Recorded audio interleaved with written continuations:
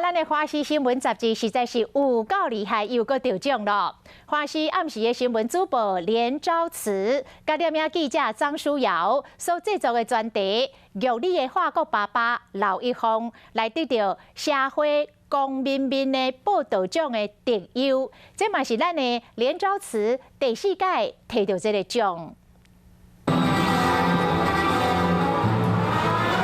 华视新闻营暗时主播连昭慈和聂影、张书瑶，伫社会公民面报道奖的颁奖典礼顶悬，摕到电视新闻类的特优。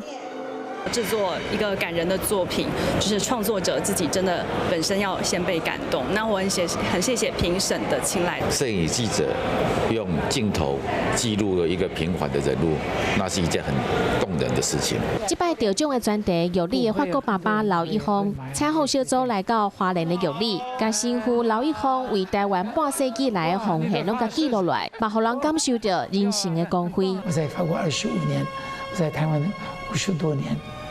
对，很自然的觉得，那些财产也是属于他们的，反正我也不需要。